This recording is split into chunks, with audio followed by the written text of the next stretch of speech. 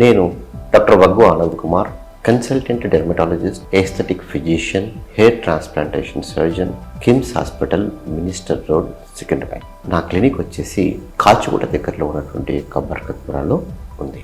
ఈ యొక్క సమ్మర్లో తీసుకోవాల్సినటువంటి జాగ్రత్తలు ఏంటంటే, ఫస్ట్ వచ్చేసి వేసుకున్నటువంటి యొక్క గుడ్డలు కాటన్ గుడ్డలు అయి ఉండాలి, బ్రీతబుల్ క్లాత్స్ అయి ఉండాలి. ఎట్టి పరిస్థితుల లోపల టైట్ క్లాత్స్ కానీ జీన్ ప్యాంట్స్ కానీ వేసుకోకండి. ఎందుకంటే స్వెట్టింగ్ అధికంగా ఉంటుంది కనుక ఈ యొక్క స్వెట్ అనేటువంటిది ఈ యొక్క కాటన్ క్లాత్లో అబ్జర్వ్ అవుతుంది కనుక అవి చాలా బ్రీతబుల్గా ఉంటే కనుక గాలి ఆడుతుంది కనుక స్కిన్కి చాలా మంచిది. తర్వాత క్లెన్సర్స్, ఫేస్కు వాడుకునేటువంటి క్లెన్సర్స్ కూడా మైల్డ్ క్లెన్సర్స్ అయి ఉండాలి. హెవీ మేకప్ అనేటువంటిది వేసుకోకండి. ఈ మేకప్తో కొంచెం స్కిన్ ఇరిటేట్ అవుతుంది, అంటే పింపుల్స్ వచ్చే అవకాశాలు ఉంటాయి. స్కిన్ సెన్సిటివిటీ అయినప్పుడు, సన్లైట్కి వెళ్ళినప్పుడు వాళ్ళకి సెన్సిటివిటీ కూడా పెరిగేటువంటి అవకాశం ఉంటుంది. తర్వాత సన్ స్క్రీన్ అనేటువంటిది కంపల్సరీగా రాసుకోవాలి.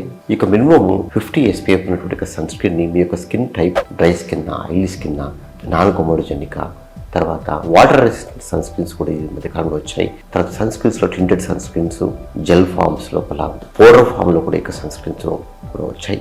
సో వాడుకుంటే మంచిది. ఎవ్రీ 3 hours ఒకసారి కనీసం మినిమం మొత్తం ఎక్స్పోజ్ అయ్యేటువంటి మొత్తం పార్ట్స్ అంటే face, neck, both hands, expose అయ్యేటువంటి లెగ్స్ కూడా అప్లై చేసుకోవాలి.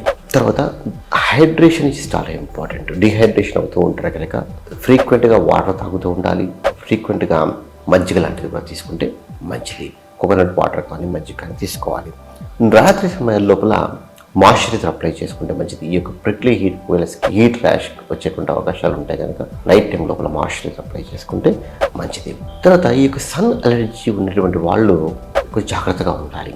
ఎందుకంటే ఈ సమ్మర్లో ఎండ తీవ్రత అధికంగా ఉన్నప్పుడు అల్ట్రావైలెట్ రేస్ అధికంగా వస్తున్నాయి కనుక వాటి వల్ల చర్మానికి కొన్ని దుష్ఫలితాలు కలిగేటువంటి అవకాశం ఉంటుంది కనుక వాళ్ళు కంపల్సరీ ఫుల్ స్లీవ్స్ ఉన్నటువంటి షర్ట్స్ కానీ, తర్వాత చిన్న గొడుగు కానీ, హ్యాట్ చుట్టూ ఉన్నటువంటి హ్యాట్ కానీ పెట్టుకొని బయటికి వెళ్తే మంచిది. తర్వాత ఉదయం 10 లోపలనే లేదంటే సాయంత్రం 4 గంటల తర్వాత కానీ ఈ యొక్క అవుట్డోర్ యాక్టివిటీ ఉన్నప్పుడు, అవుట్డోర్ యొక్క పనులు ఉన్నప్పుడు చల్లగా వైపు పనులు చేసుకుంటే మంచిది. మధ్యాహ్నం పూట ఎట్టి పరిస్థితులు కూడా ఎండకనేటువంటిది వెళ్ళకండి. ఈ యొక్క జిమ్ చేసే వాళ్ళు కూడా ఈ టైంలో అగ్రెసివ్గా జిమ్ చేయకుండా, అంటే ఇండోర్ లోపల ఎయిర్ కండిషన్ ఉన్నటువంటి వాటర్ ఉన్నటువంటి జిమ్ సెంటర్లో జిమ్ చేసుకుంటే మంచిది. రోజుకు 2 సార్లు స్నానం చేస్తే మంచిది. ముఖ్యంగా డయాబెటీస్ పేషెంట్స్ కావచ్చు, ఎందుకంటే వాళ్ళకి ఈ యొక్క బ్యాక్టీరియల్ ఇన్ఫెక్షన్స్ రిస్క్ అనేటువంటిది సమ్మర్లో పెరిగేటువంటి అవకాశాలు ఉంటాయి.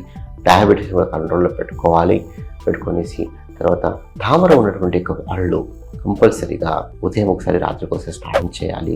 కాటన్ క్లాత్లో వేసుకోవాలి. ఈ యొక్క తామరకు ట్రీట్మెంట్ కూడా రెగ్యులర్గా తీసుకోవాలి. ఎందుకంటే ఈ సమ్మర్లో తామర పెరిగేటువంటి అవకాశం అధికంగా ఉంటుంది. అంతేకాకుండా ఇది ఒకరి నుంచి మనకి స్ప్రెడ్ అయ్యేటువంటి అవకాశం కూడా ఉంటుంది.